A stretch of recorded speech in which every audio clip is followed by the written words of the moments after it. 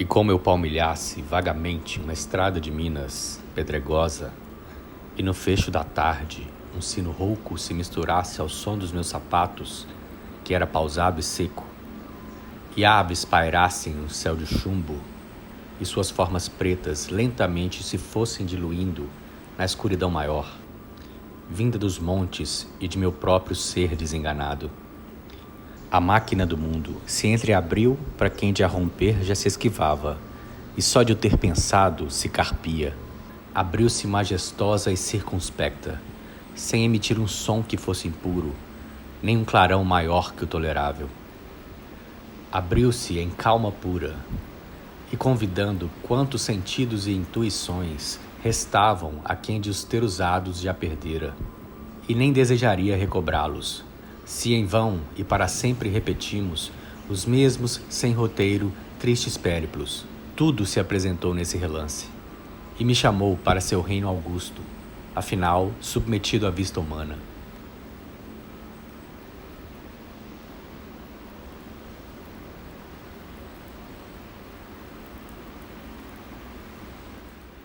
Oi gente, tudo bem?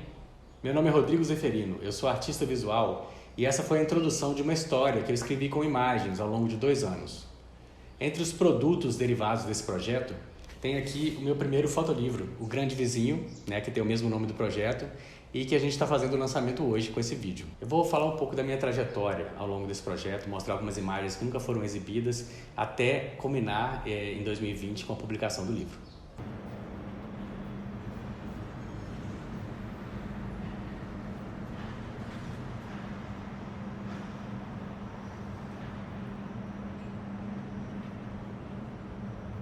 Imagine que você nasceu e atravessou sua infância e adolescência em um relacionamento bastante próximo com uma usina siderúrgica.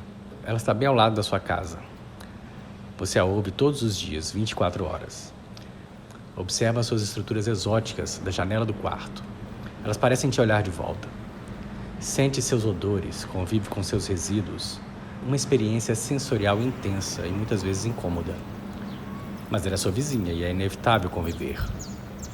Em Ipatinga, cidade central do Vale do Aço Mineiro, boa parte dos habitantes tem um vizinho em comum. A planta industrial da Usiminas, fundada em 1963, antes mesmo que a cidade surgisse. Ela é uma entidade onipresente na paisagem local. De quase todas as regiões é possível avistá-la, com suas torres, chaminés e gasômetros monumentais, destacados na linha do horizonte. Ipatinga emancipou-se no ano seguinte ao início das atividades da fábrica, em 64, um período marcante da nossa história política. Ela surge a partir de um projeto arquitetônico peculiar, onde a cidade rodeia a usina, bairros se distanciam uns dos outros e muitos bosques urbanos se intercalam com áreas residenciais e comerciais. É uma região de contrastes. Mas olha só que interessante. Apesar desse ambiente hostil de fábrica, Ipatinga tem um outro lado bem curioso. É uma das cidades com maior índice de área verde por habitante no Brasil. São mais de 100 metros quadrados por pessoa. Além disso, a região é margeada pelo Parque Estadual do Rio Doce, a maior reserva contínua de Mata Atlântica de Minas Gerais. Eu estou gravando esse vídeo aqui na minha casa e não sei se vocês estão percebendo, mas aqui a gente mistura um pouco do ruído de cada coisa. O parque está logo aqui na minha janela. E bem próximo também tem um pátio, onde há um manejo de escória da Usiminas. Então a gente ouve esses ruídos de empresa, mas também ouve os pássaros cantando e tem uma paisagem bem legal do parque, que é uma floresta bem bonita. Enfim, é a minha cidade natal, onde eu morei boa parte da minha vida. Mas foi quando eu retornei para cá, depois de morar alguns anos fora, que essa paisagem incomum se tornou objeto da minha pesquisa e gerou esse trabalho fotográfico de longa duração. Vamos começar pela imagem que eu chamo de imagem zero. Essa foto eu fiz no ano de 2006. É da época em que eu perambulava muito pela cidade fotografando, principalmente à noite. A luz noturna sempre me atraiu muito, tem vários trabalhos de fotografia noturna. E eu fiz essa imagem de uma forma bem despretensiosa, captando ali um pouco do detalhe da vida íntima de uma pessoa, dá para ver que tem uma pessoa deitada ali naquele apartamento com a luz azul acesa e ao fundo a empresa. Muitos anos depois, mexendo nos meus arquivos, eu me deparei com essa imagem novamente e foi aí que veio o clique. Aí eu percebi que essa imagem resumia muito bem a ideia da paisagem regional. A partir do ano de 2016, eu comecei a produzir fotografias e vídeos abordando essa dualidade paisagística, onde urbano e industrial compartilham o mesmo espaço.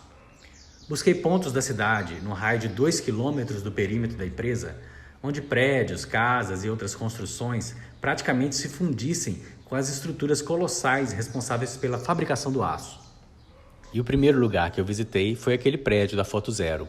Voltei lá e fiz novamente a foto, agora com um rigor técnico maior, porque eu tinha uma ideia já pronta na cabeça, né? Estabeleci um padrão. Em todas as fotografias, me posicionei de forma a colocar em primeiro plano casas, prédios e outras construções, tanto residenciais quanto comerciais. Outro elemento fundamental nas imagens são as pessoas que nelas aparecem. A princípio, eu fiz um mapeamento de pontos que tivessem potencial para compor uma boa imagem. Em seguida, eu comecei a bater na porta da casa das pessoas e solicitar que o morador ou moradora posasse para mim de sua janela ou varanda ou mesmo em frente ao seu imóvel.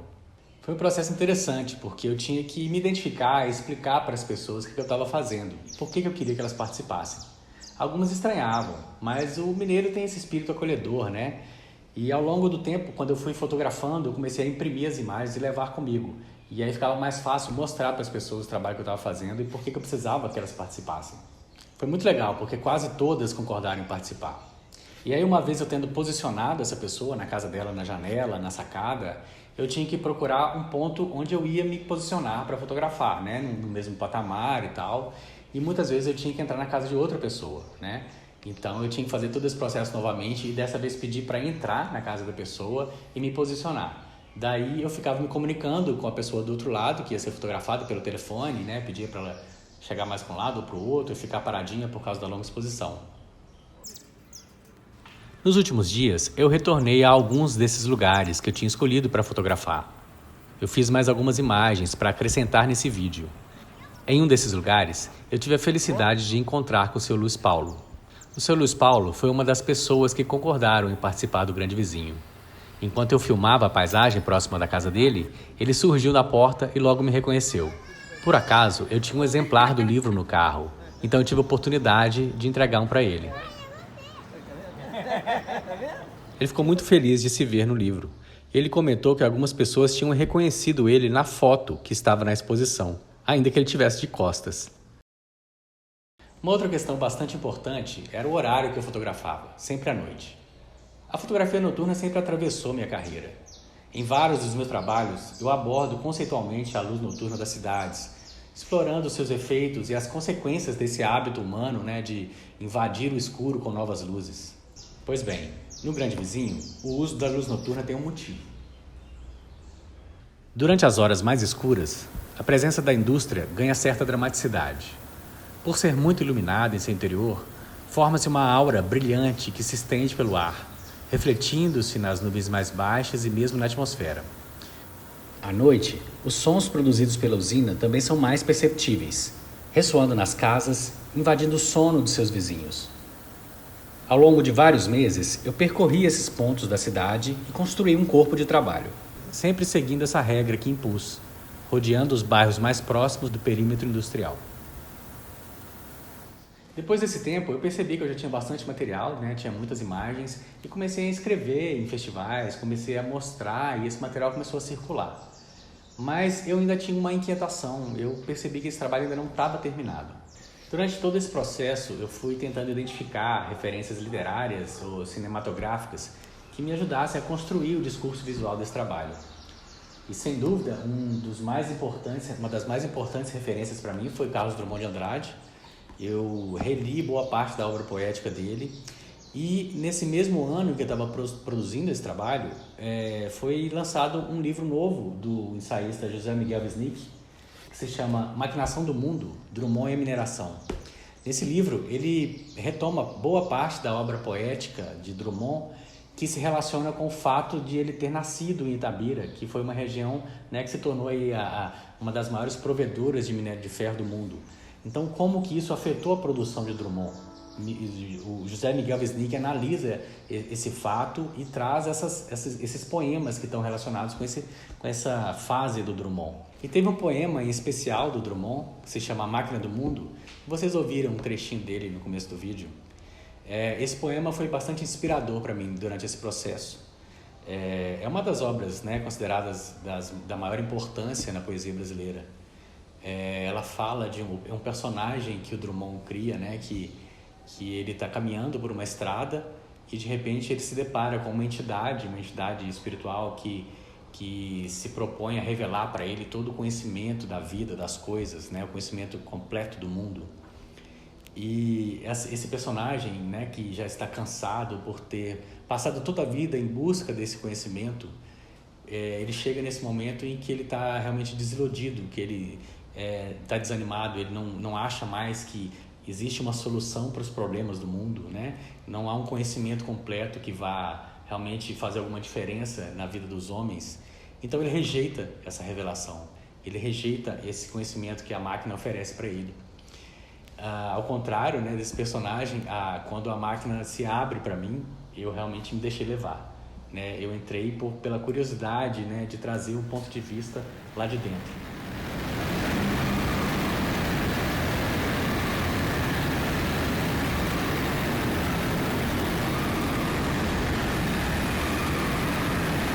Depois de algum tempo de negociação com a empresa, eu recebi a autorização para circular em seu interior com bastante liberdade.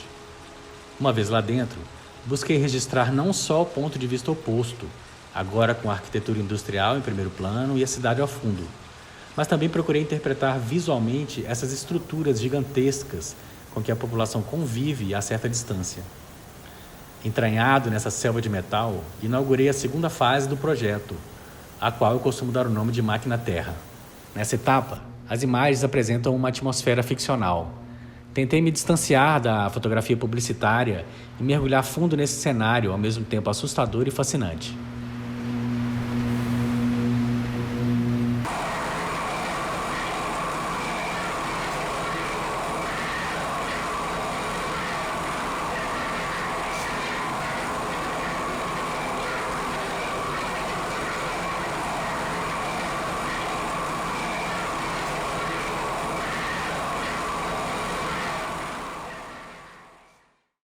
Agora sim, eu achava que eu tinha um trabalho mais completo em mãos.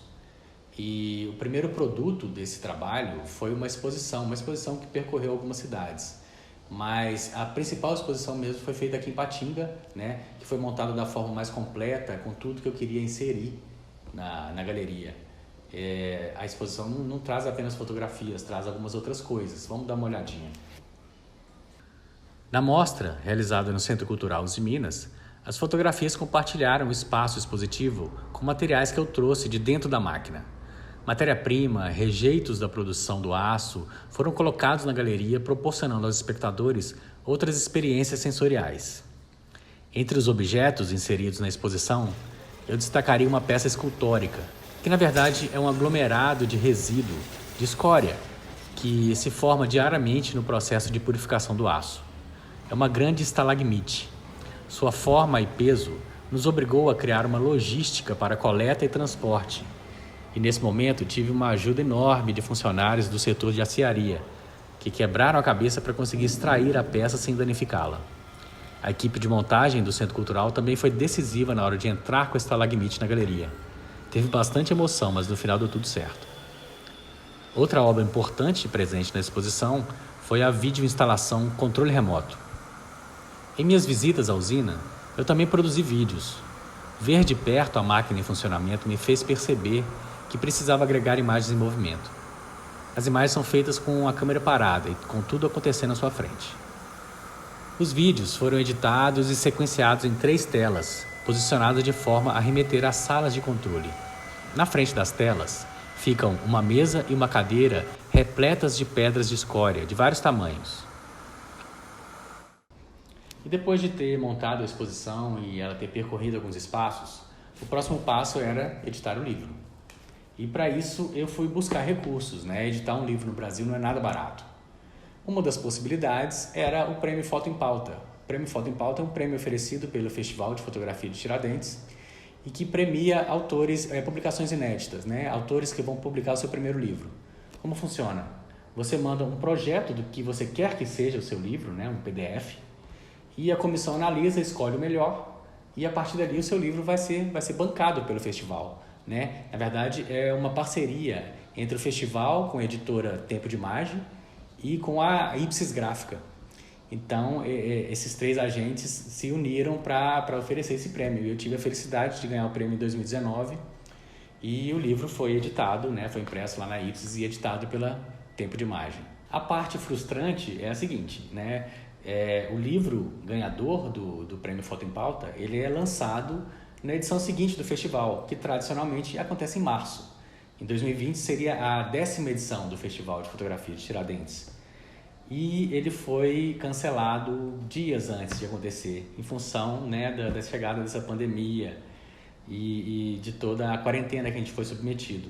Enfim, com a impossibilidade de se fazer eventos presenciais, né, em 2020, desse início uma sequência de eventos virtuais de fotografia, e esse vídeo é mais uma iniciativa dessa para fazer esse lançamento acontecer, uma alternativa para que a obra possa circular mais e mais pessoas possam vê-la. Então, vamos dar uma olhada como é que ficou?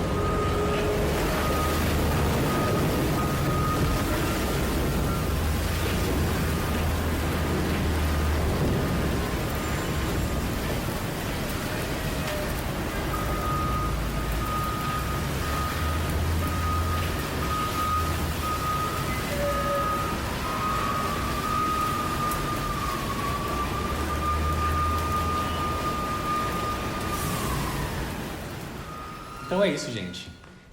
Eu queria agradecer ao pessoal da Secretaria de Cultura, Esporte e Lazer da Prefeitura de Patinga pelo esforço. Eles foram muito atenciosos, né, com os artistas aí que se inscreveram para receber recursos da Lei Aldir Blanc para realizar seus projetos. Queria dar os parabéns para eles. E se você quer ver esse livro com mais detalhe, quiser adquirir um exemplar, é só fazer contato comigo pelas redes sociais, ok? Um abraço.